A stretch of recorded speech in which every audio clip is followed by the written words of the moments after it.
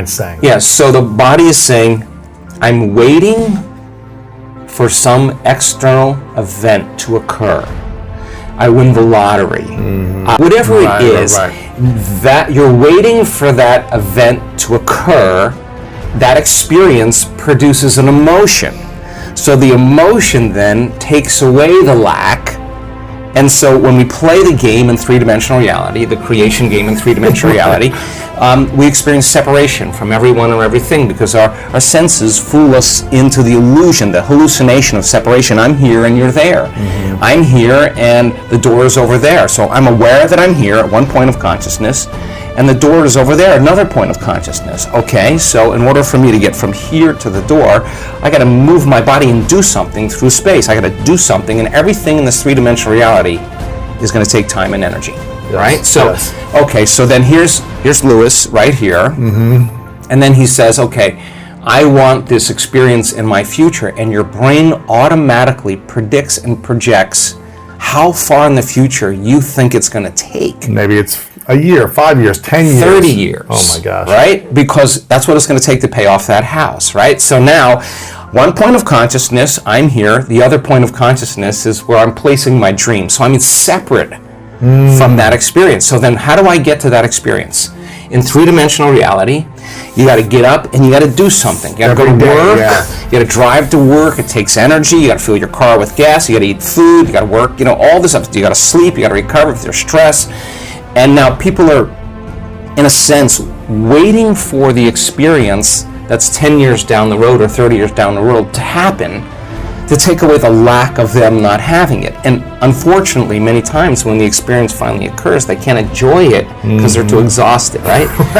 So you play the game, you go to school, you study really hard, or you study on your own, you develop some skills, you make the right choices, you start saving money, you start learning from your mistakes, and then the game is how many things can you accumulate, and that accumulation then you associate with being wealthy or being abundant or being successful, right? And some people get really good at it, right? You can get really good at that.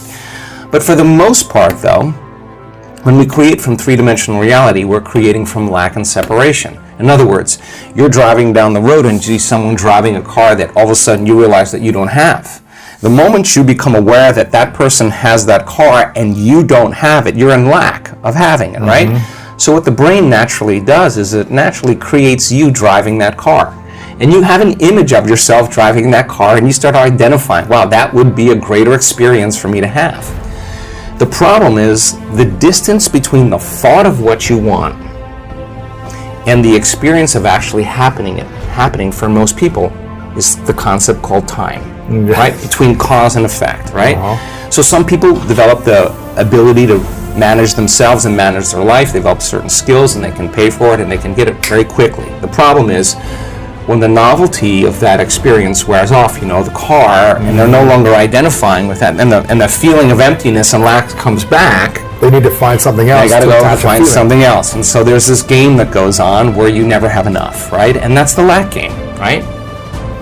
So then if you think about people having the things they want in their life, when they create from lack and separation, it's the experience in three-dimensional reality that produces the emotion, and the emotion is saying, let's feel and experience this thing that you've been in lack and separation from, and that emotion then takes away the lack or separation. But you've worked really hard to get it, okay? Nothing wrong with that. Is there another way to do it? Yes. Okay, so the person who's living in lack is waiting for their wealth to feel abundant. They're waiting for their success to feel empowered. They're waiting for their healing to feel gratitude. They're waiting for their new relationship to feel love. They're waiting for their mystical experience to feel awe. That's the Newtonian model of reality, of cause and effect. You know, waiting for that event to happen to take away this separation or lack. Nothing wrong with it. It's the way most people create.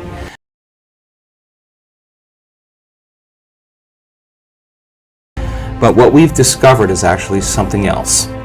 The moment you feel gratitude, your healing begins. The moment you feel worthy and abundant, you're generating wealth. The moment you're empowered, you are moving towards your success. The moment you're in love with yourself and you're in love with life, you'll create an equal. The moment you are in awe of life, you're going to have a mystical experience. And so that's causing an effect, right? So then if you can teach people then how to create, instead of from lack or separation, but create from wholeness, and create from what we call the quantum field instead of three-dimensional reality.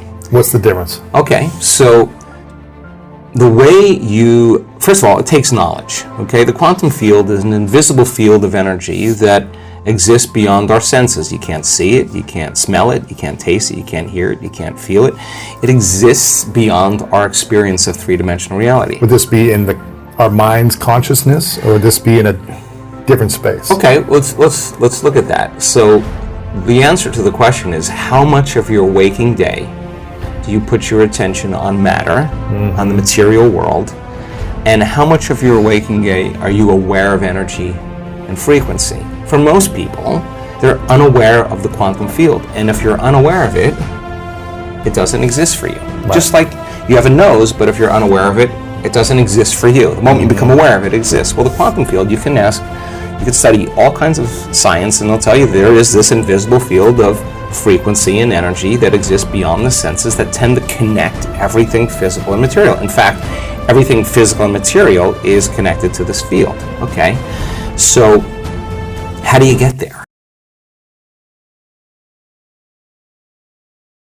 So we discovered that when you take all of your attention off your body and you are not paying attention to your emotions, your drives, your habits, if you could take all of your attention off of every element in your environment, your cell phone, your tablet, your computer, your car, your whatever it is, your bed, take your attention away from everything, every place that you live, where you sleep, where you work, and you're not thinking about time. You're not thinking about your schedule, where you need to be, or what happened yesterday. You can relax into the present moment.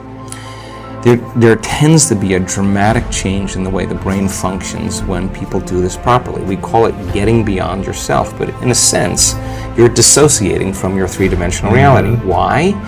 Because if you're thinking about anything in your three-dimensional reality, that's where your attention is and that's where your energy is, okay? So we kind of figured out this formula when people really become nobody, no one, no thing, nowhere, no time.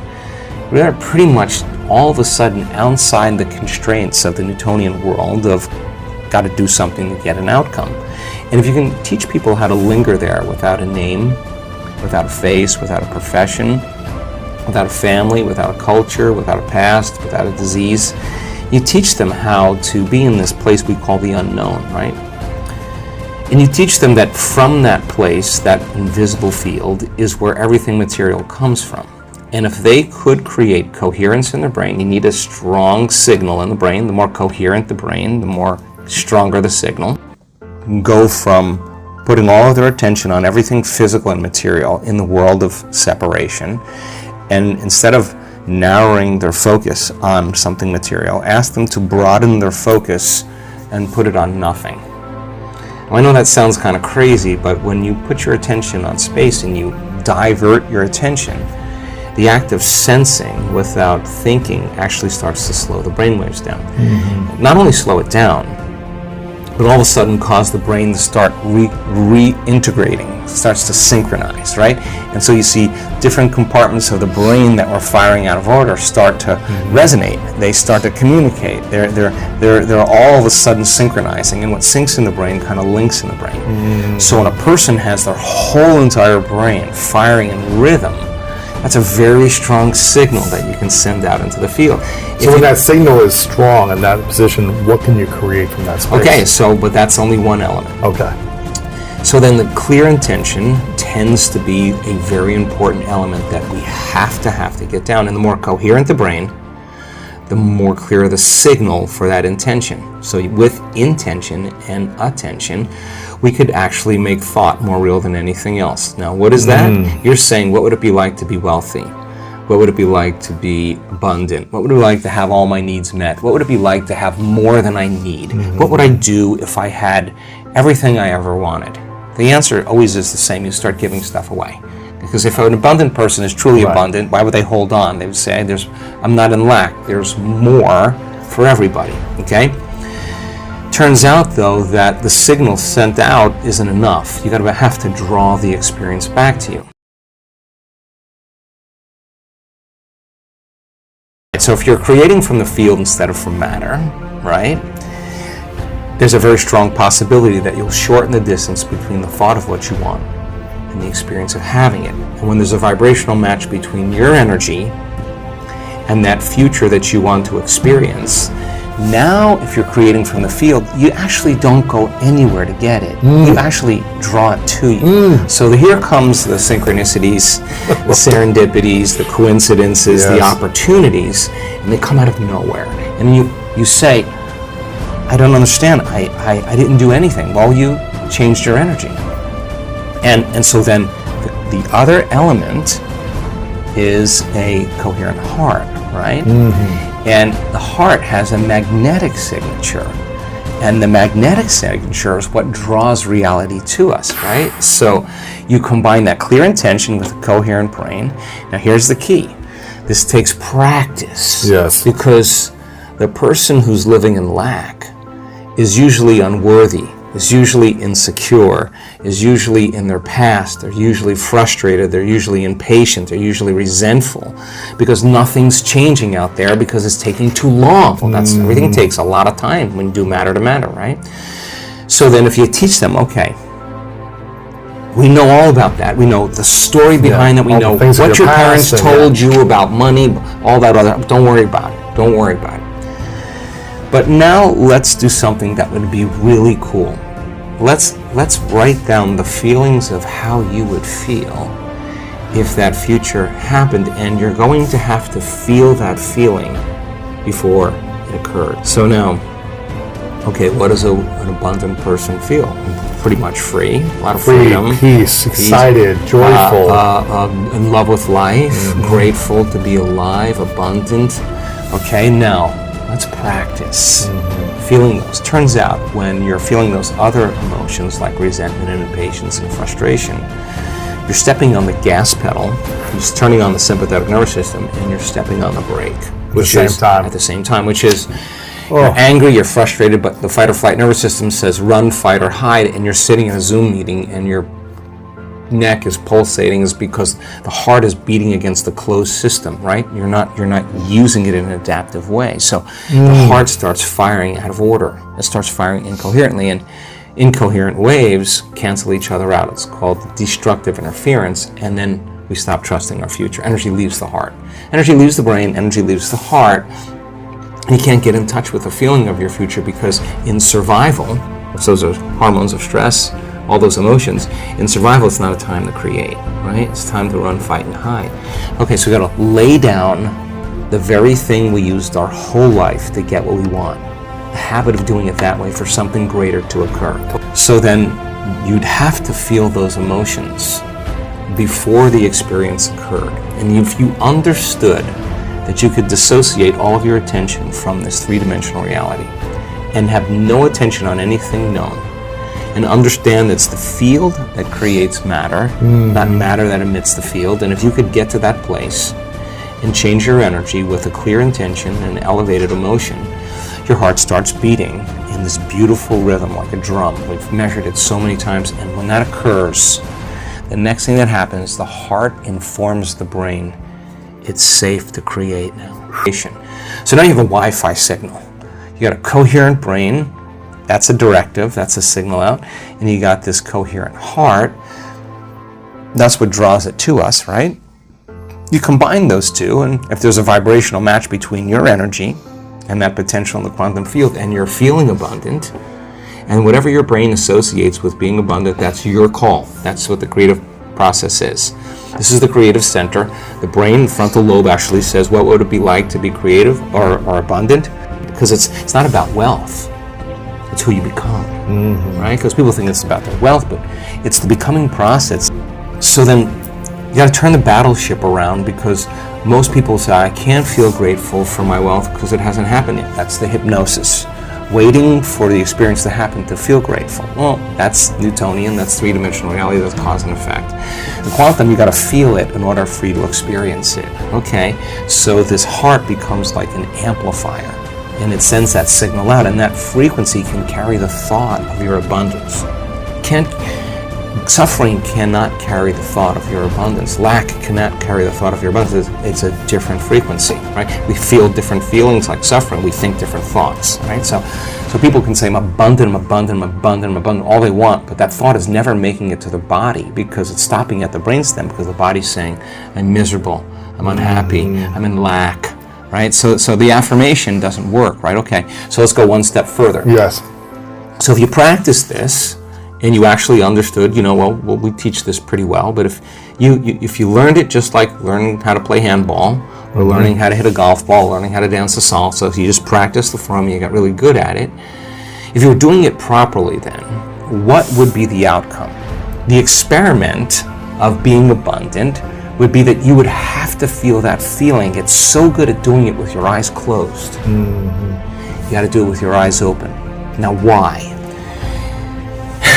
Because if you're feeling the feelings of your emotions, of your future, you're no longer looking for them. Because you're in the future now. Your body is so objective that it's believing it's living in that reality where you are abundant. And as long as you feel that emotion, you're not separate from it any longer. You're no longer in lack. You're no longer looking for it to occur. Say, why hasn't it happened yet? If you're feeling abundant, why would you look? Right? You wouldn't. So then, our job then is to be able to maintain that modified state of mind and body. So, okay, so does that mean like you should check your bank account tomorrow and see if there's $500,000 in it? No. You keep tuning into that potential, and then here come the synchronicities. Yes. What's that? That's feedback in your environment. The universe saying, hey, Lewis, whatever you're doing, all of a sudden, you're starting to create, right? And I think it's so important for people to remember that they're the creators of their lives instead of the victim of their lives, right? I am an energetic match for multiple millions. If you haven't got this by now, generating millions of dollars or multiple millions of dollars, it's a state, it's a vibe, it's a frequency. Your vibe attracts your tribe, it also attracts your money, right? And what's interesting is that if you can become an energetic match for the money that you're looking to call in with ease and grace, then you become a match with the morphogenic field of people who have done it before. Because I can probably guarantee that any money goal you have right now, there's someone else who's done it currently. You can tap into that across time and space.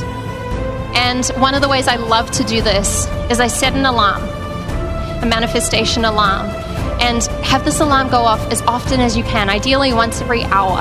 Obviously, if you have calls or things, don't set it during that, but whenever you can. And make it a nice alarm, by the way, not like bah, bah, but like a good alarm, happy alarm, okay? And when that alarm goes off, all I want you to do is to stop. Stop, close your eyes, and tap into the feeling of already having received that money. The alarm goes off, you stop. You tap into the feeling of having already received that money. And you keep going and you keep doing this. The alarm goes off a week later and you stop, you close your eyes, and you tap into the frequency, the feeling, the state vibration of already receiving that money. And then something interesting starts to happen. You start getting into a place where that alarm goes off and you start blurring the lines between your dreams and your reality, and it kind of feels like it's already happened, but you're not sure if it has, and you have a blip of your consciousness because the time and space is merging. The time fields are dropping away and your system's recalibrating into that frequency. So what do? You keep going. The alarm goes off, you stop. You close your eyes. You feel what it feels like to have already received that money until you get to a place where that alarm goes off and you stop and you smile because you realize that it's already there. It's already shown up.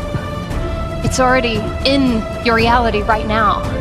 And then you set a new alarm and you keep going. There's another layer, but you play with this, you have fun with this. But this is one of the easiest ways that I've helped people and myself recalibrate into receiving money with bliss, doing it from a place of ease and grace and flow, instead of this old paradigm of hustle and having to work more and pushing from some place outside of you.